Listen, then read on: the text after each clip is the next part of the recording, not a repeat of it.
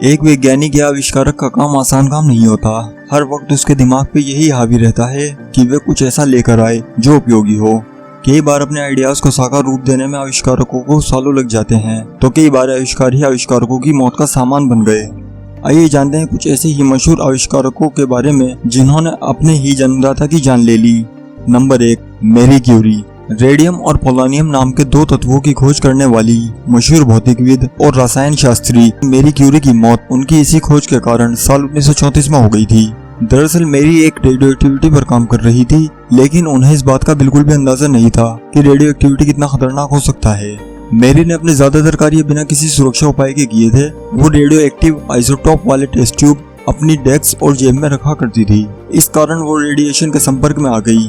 इसी वजह से मैरी एक गंभीर बीमारी का शिकार हो गई जिसने उनकी जान ले ली। Number 2, Henry Sminski. हेनरी एक ट्रेन इंजीनियर थे और नॉर्थ अमेरिका एविएशन में स्ट्रक्चर इंजीनियर के तौर पर नौकरी कर रहे थे। यहाँ वे जेट इंजन और एयरक्राफ्ट के डिजाइन पर काम करते थे, लेकिन बाद में हेनरी ने नौकरी छोड़ दी और फिर अपनी कंपनी खोली। हेनरी ने अपने दोस्त हल ब्लैक के साथ मिलकर एडवांस व्हीकल इंजीनियर्स के नाम से कंपनी शुरू की और एक उड़ने वाली कार बनाई। इसका पहला मॉडल था AVE माइजर। इसके पीछे एक ही आइडिया था और वो यह कि कार और छोटे से प्लेन को जोड़कर ऐसी फ्लाइंग कार बनाई जाए कि व्यक्ति कार चलाकर एयरपोर्ट पर पहुंच जाए और फिर वहां जाकर कार व एयरफ्रेम को एक साथ फिक्स कर उड़ जाए। लेकिन इसी फ्लाइंग कार की टेस्टिंग के दौरान हेनरी की मौत हो गई। टेक ऑफ के दौरान हेनरी की कार से एक फ्लाइंग विंग अलग हो गया। हादसे की वजह वेल्डिंग में आई खराबी को बताया गया, जिसकी वजह से हादसा हुआ। Number 3, Jain Francisco pilot the Roger. Jain Francisco का जन्म 1754 में फ्रांस के मेंटेज में हुआ था। वे भौतिक और रसायन शास्त्र के प्रोफेसर थे। उन्होंने पहला सफल गुब्बारा पेपर और लीलन को मिलाकर बनाया था, जो नीचे से खुला होता था।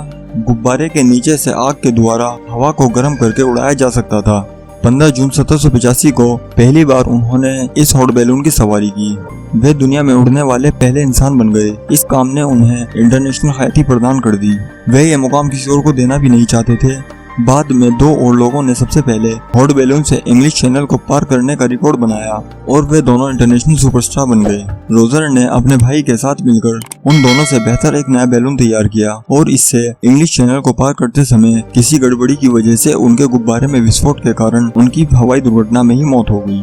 Number 4, Louis Alexander Slotin. सन 1946 में लुईस अलेक्जेंडर सहित 8 वैज्ञानिकों का एक दल प्लूटोनियम बम का एक जटिल प्रयोग कर रहा था, जिसके तहत उनको प्लूटोनियम से भरे 2 अर्धकार गोलाकार हिस्सों को इतना करीब लाना था कि वे विस्फोट के लिए तैयार हो सके। इससे पहले उन्होंने इस प्रकार के बहुत प्रयोग किए थे, लेकिन इस बार प्लूटोनियम के 2 हिस्सों को अलग अलग रखने के लिए जो स्क्रू ड्राइवर थे वो अचानक खिसक गए, जिससे उसमें एक जोरदार धमाका हुआ और लुईस अलेक्जेंडर सोल्टाइन की मौके पर ही मौत हो गई।